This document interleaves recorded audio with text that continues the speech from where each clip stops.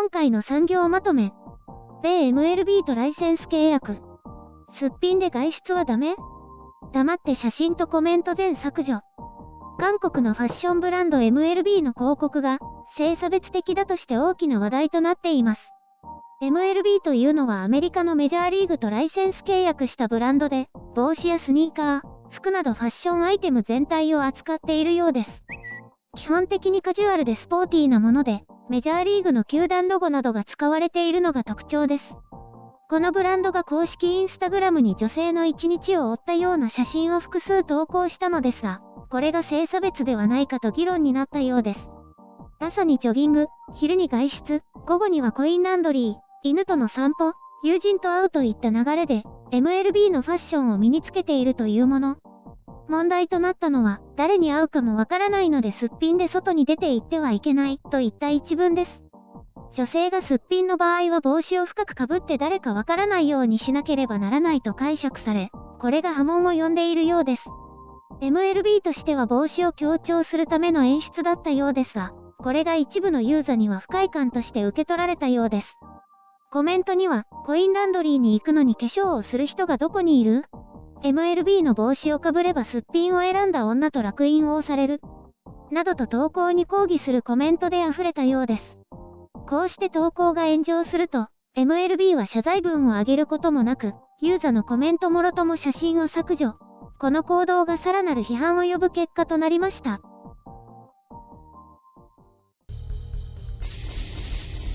編集所感。今回の概要。東アジアにはびこる性差別。どうやって打破するの？選択的夫婦別氏制度について。なんだか男性がとか女性がとか主張するだけで、あらゆることが性差別につながりそうな雰囲気は日本だけではないらしいですね。私は今回の広告はどうでもいいと思うんだけど、なんでここまで起こるんだろうと思う。まあ、スレッド全削除したメーカー側の対応は問題があって火に油を注いだわけだけれども、そもそもの広告自体、騒ぐようなことかな。写真の構図がストーカーが撮ったみたいとか言われているけど、単に本人がカメラを全く意識していないってだけ。言い得て妙とは思うけど、お店から出てきた人とばったり会ったような構図というのが正しいと思う。日中韓はいずれも男女平等ランキングでは100位台と振るわないのは社会を見渡せば感じられることでしょう。中国なんてあれだけ女性が社会に出てバリバリ働いているのに日本と大差ないなんてね。他がきっとダメなんだ。韓国も女性政治家が多いような印象は受けるけどそれほどでもなくてこちらも日本と大差ない。そういえば先日中国で女性の背中に建物の間取り図を描いた広告が批判を浴びていました。これはどうなんだろう。女性向け商品の広告を男性の背中に書いたら問題になるかな。こういう表現はちょっとあれかもしれないけど、中国ってお金が全てってところがあって、人を人として見ていないところがあるかと思います。消費者も顧客も、こうして広告の一部になる人も物質のように扱う。性差別というよりも、人に対する扱いの雑さが出ているんだと思う。その、性差別というのは存在するし、男性と女性の違いも永遠に存在する。その中で不要な性差別は取り除かなければならないし、そのための努力を男女ともども、そして社会全体が取り組まなければならない。そのため女性はもっと声を上げなければならないし、行動もしなければならない。こうしたことにリスクを覚悟しなければならない。お偉いさんが変えてくれるのを待つのではなくて、批判覚悟で飛び込む必要もあると思う。私は MeToo が日本で広がらなかったのは残念だと思う。これは女性がリスク覚悟で戦わなかったのも要因の一つだと思う。日本社会がそうしにくいからだという意見もあるだろうけど、だからといって引っ込んでいては何も起きない。まあ、個々の難しい問題もあるのでこれ以上は言及しないけど、もうちょっと爪痕残せなかったかなと思う。今がこうした過渡期にある中で、今回のような騒ぎはちょっと過剰だと思う。今や男がとか女がとか、それを匂わせただけでも炎上しちゃう。世の中にヒステリックな人がいて、ネットで大騒ぎして飛び火してということが今や日常茶飯事。メディアも騒ぐ人と同じようにそれを大きく取り上げて、正義を執行したとでも思っているのでしょうか。声を上げるってそうじゃないんだよね。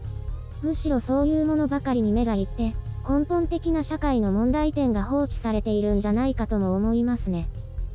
ちなみに私は選択的夫婦別氏制度には賛成です。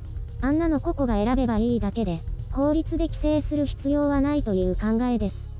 これまでの形を尊重する人はそうすればいいし、別氏がいいならそうして、どちらかの氏を通称として使いたければ使えばいい。そんな制度変更で日本の文化が壊れると思わないし、家族制度が歪むとも思わない。そう思う人は今まで通りやればいい。だからといって別氏を選択した人を差別してはいけない。今だってこっそり通称を使ってる人はゴロゴロいる。自民党の政治家もそう。通称使用の拡大で手打ちにするくらいなら、一部の人が抱える問題を解決できるよう法律を変えればいいと思うわけです。まあ、それでも今と変わらないならそれもそれかな。別に私は今の氏にはこだわりないし、通称使えばいいやとも思うし。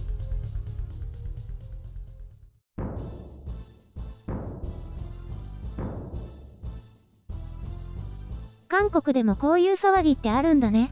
どこも変わらないね。今回の件、白雪さんはどう思う？日焼けするから帽子を深くかぶる、とかにしておけばよかったのになーって思った。私はなんだろう、広告上での表現が色々制限されるように感じるね。テレ朝のニュースステーションの CM も取り下げなければいいのに、これがテレ朝の現実ですって見せればいいんだよ。私それ見てないけど。私も、新聞で見ただけ。まあ、でもあれが女性や若者に対するテレ朝の認識なんだよ。反省するならそのままにすべきだっての。見てみたかったな。なんだろう。今は何かを言ったら誰かが傷ついて大騒ぎになるから、とどのつまり何も言うなってことなのかな。発言する人は大変だよね。ちょっとでも女性はとか男性はとか言うとネットで叩かれちゃうよね。一応ネットは公共の場だからね。個人のつぶやきだとしても。それいつも言ってるね。私も気をつけなきゃ。そのうち白雪さんのツイートも突っ込まれるよ。水曜日は週の真ん中なのかとか。それは突っ込まれないでしょ。私は土日も仕事だ。金曜日はお疲れ様じゃないとか。そんなのも突っ込まれちゃう？極端かもしれないけど、今世間で起こってることってこんなことじゃない？ひえ、怖いな。萎縮しちゃう。すっぴんについて話さなきゃ。ゆるりん最近ほとんどすっぴんだね。だってお出かけしないじゃん。お散歩じゃ化粧しないよ。白雪さんだって大して化粧してないじゃん。お目目はパッチリやってるよ。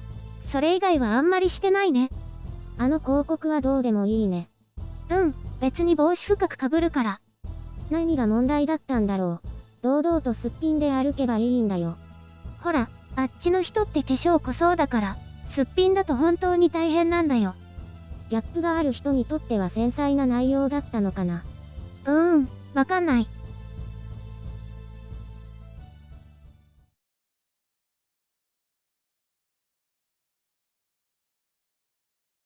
女優っていうのをやめてほしい。俳優と言ってください。